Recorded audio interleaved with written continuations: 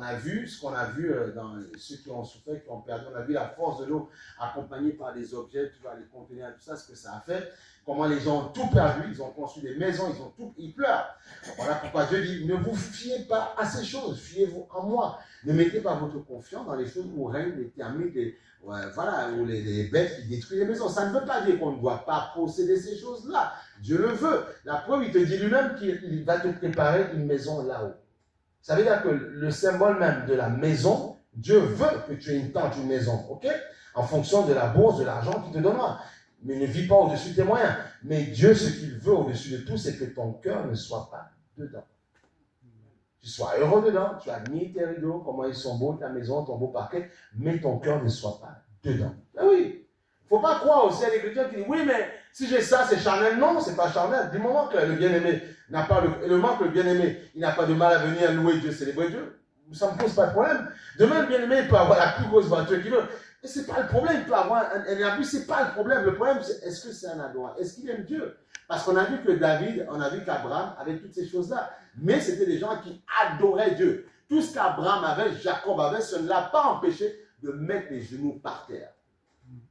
Si demain, tu as une grande maison avec un jardin, où tu me dis, je ne peux pas venir parce que je dois tondre ma pelouse. Je dis, moi, mon frère, tu as un problème, ma soeur, tu as un problème, tu vois. Ta pelouse, tu peux la tondre après. Tu vois, c'est ça. Donc, c'est ce que Dieu veut, arriver à cette dimension-là. Parce que regarde, ceux qui sont dans le monde, tout ce que les gens, les chrétiens disent, ils ont ça.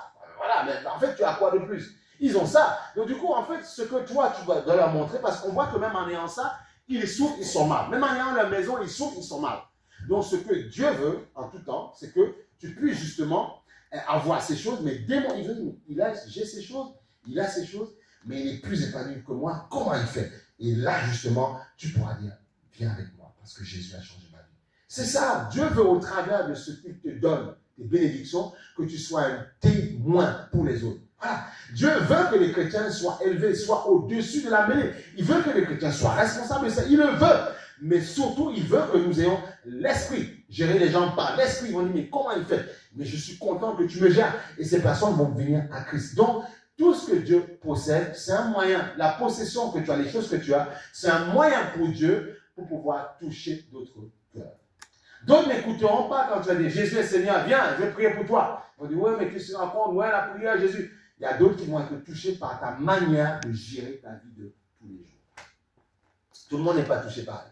Il y en a qui sont touchés parce que, voilà, tu vas parler de Jésus, ils vont être touchés. D'autres, non, ce n'est pas ça qui va les toucher. Ce qui va les toucher, c'est comment tu gères les choses de la vie. Comment tu gères ton couple, comment tu gères ta maison. Ça va toucher leur cœur. Amen. C'est très important. Alléluia. Soyons équilibrés dans le Seigneur. Soyons heureux et épanouis. Amen. Soyons équilibrés. Et ça va aller. On sera épanouis dans le Seigneur.